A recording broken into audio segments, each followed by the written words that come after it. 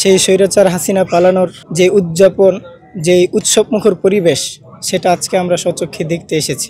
ফ্যাসিস্টের আচরণ যদি যারা আবারও সে একে দ্বারা এগিয়ে যায়, তাহলে তাদেরকেও দেশ ছাড়তে আমরা ত্যাগ করতে বাধ্য হব। প্রথমত আমি আল্লাহর দরবারে শুকরগুজারি করছি, যিনি আমাদের দেশকে স্বাধীন করেছেন। সম্পূর্ণ তার রহমতের দ্বারা আমরা স্বাধীন হয়েছি, আলহামদুলিল্লাহ। আসলে একটা ময়লা জায়গা যখন অনেকটুকু ময়লা হয়ে যায়, এটা একদিনে ক্লিন করা আমাদের কারো পক্ষেই সম্ভব না। কিন্তু আলহামদুলিল্লাহ আমরা যতটুকু আশা করছি অনেকটুকু ক্লিন হয়েছে।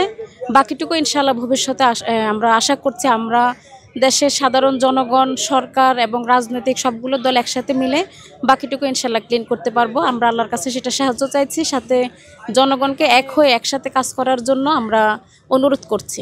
আমি এসেছি মোহাম্মদপুর কাটাসুর থেকে। আসলে আমি সকাল সকাল চলে এসেছি, কারণ মনে হচ্ছে যে আমার দেশ আলহামদুলিল্লাহ একটু পরিশ্রম হয়েছে, ঘরে বেবিদেরকে রেখে এসেছি, তারপরও এসেছি।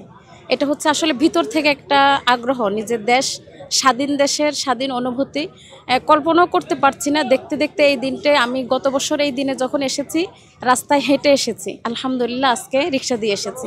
আসলে এটা আমাদের সর্বাবস্থা আমাদেরকে বলেছে যে আল্লাহ যখন নাকি পৃথিবী নাজিল করেছেন, পৃথিবীটা যখন সৃষ্টি করেছে, এটার মাঝে একটা বলে না যে সবার একটা পরিকল্পনা থাকে। আল্লাহ রাব্বুল আলামিন একটা পরিকল্পনা নিয়েই কিন্তু পৃথিবীটা তৈরি করেছেন। তো তখনই আমাদেরকে দেখিয়েছে, এর আগে নমরুদকে দেখিয়েছে, ফেরাউনকে দেখিয়েছে, এবং আল্লাহ কোরআনে বারবার করে বলেছে মানুষ যখনই সীমা লঙ্ঘন করবে তখনই তার পরিণতি আল্লাহ কিন্তু ফয়সালা করে রেখেছে।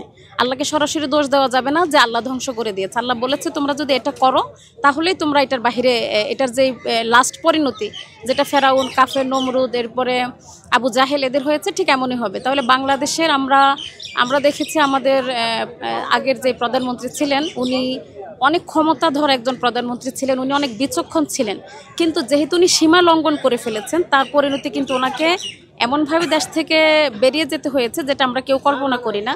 তাহলে আমাদের সবাইকে মনে রাখতে হবে আমরা রাজনীতি করব, দেশ চালাবো, আল্লাহ রাসূলও দেশ চালিয়েছেন, কিন্তু সেটা অবশ্যই সীমার ভিতর থেকে, সীমা লঙ্ঘন করা যাবে না। আজকে স্বৈরাচার হাসিনা পালিয়ে যাওয়া ঠিক 1 বছর। সেই স্বৈরাচার হাসিনা পালানোর যে উদযাপন, যে উৎসবমুখর পরিবেশ, সেটা আজকে আমরা স্বচক্ষে দেখতে এসেছি। এবং আজকের এই দিনে, সেদিন আমিও বের হয়েছিলাম হৃদয় শাহাদাতের তামান্না নিয়ে, হয়তো ফিরবো, হয়তো ফিরবো না। সেজন্য আমার মুঠোফোনের মধ্যে, আমার মোবাইলের পিছনে নিজের পরিচয় পর্ব লিখে রেখেছিলাম, যদি হয়তো না ফিরি অন্তত নিজের ঠিকানা যেন ফ্যামিলিরা পায়, সেই ইচ্ছা আকাঙ্ক্ষা নিয়ে বের হয়েছিলাম। আজকের এই অনুষ্ঠান জুলাই আগস্ট অভ্যুত্থানের জন্য আমরা দেখেছি যে গতবারে 5ই আগস্ট কথিত ফ্যাসিস্ট যেভাবে দেশ ত্যাগ করতে বাধ্য করেছিলাম আমরা, এবং এ থেকে তাদেরকে শিক্ষা নেওয়া উচিত যে বর্তমানবর্তীকালীন সরকারের যেন ফ্যাসিস্টের রূপ ধারণ করতে না পারে।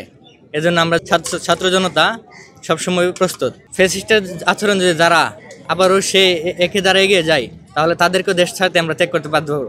যে কোনো দল বা যে কোনো, আমরা চাই নতুন শান্তশিষ্ট দেশ। আজকে হচ্ছে জুলাই ঘোষণাপত্র দেওয়া হবে, সব মিলে আসলে একটা উৎসবমুখর পরিবেশ। আমরা আসছি এখানে, অনেকেই শহীদ হয়েছে, অনেকে আহত হয়েছে। এটা এমনি হয় নাই, অনেকের অনেক দাবি দাবা ছিল। দাবি দাবা বলতে এগুলো পূরণ হওয়ার দেখতেছি আমরা, সবগুলো আসলে হচ্ছে না, বা কিছু কিছু হচ্ছে। আমরা যে জুলাই যে ওই ঐক্যমত কমিশন যেটা আছে, ওরা আসলে সবাই ঐক্যমত করে, কিছু কিছু হচ্ছে, কিছু কিছু হচ্ছে না। প্লাস একটা জিনিস আমরা দেখতে পাচ্ছি, সেটা হচ্ছে আহতদের দিকে আসলে অবহেলা করা হচ্ছে, ওরা সঠিক ট্রিটমেন্ট পাচ্ছে না।